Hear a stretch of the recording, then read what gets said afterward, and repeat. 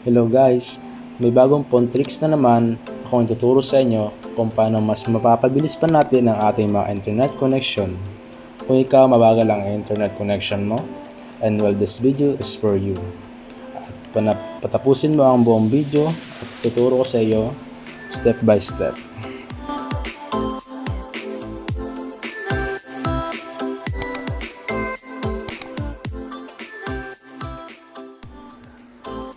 First, click natin yung settings. Then, click natin yung wireless and networks. Then, mobile network.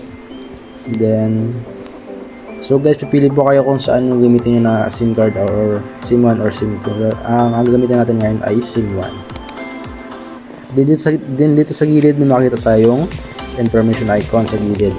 Click na natin yan. Tapos, edit natin yung name. Lagyan natin ng Telstra.5G. Yan. Tapos sa EPE naman, palitan natin ng Telstra.internet. So maliliit lang to na letra.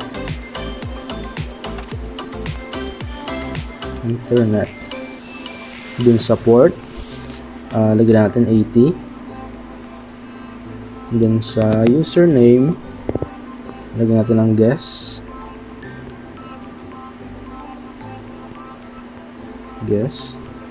Then sa password naman, lagyan natin ang guess din.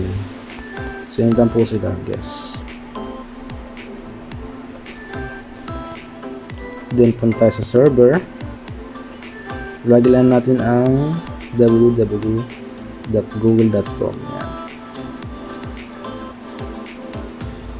Then proxy, MS proxy natin 127.0.0.1.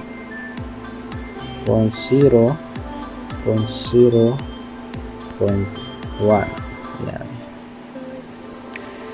Tapos sa notification type, click natin NFPA. Then VPN protocol, click natin E4. Then server, click natin yung LTE. Then yan. Then click natin yung check. Doon na tayong VPN, bagong VPN. So naka-default na siya guys. So ganoon lang guys. Para naman mas pabilis or lakas natin ang ating mga internet connection. Guys, kung nagustuhan mo itong content na ito, huwag kalimutang i-like, i-share, and subscribe na rin para ma-notify ka sa mga bago natin mga video.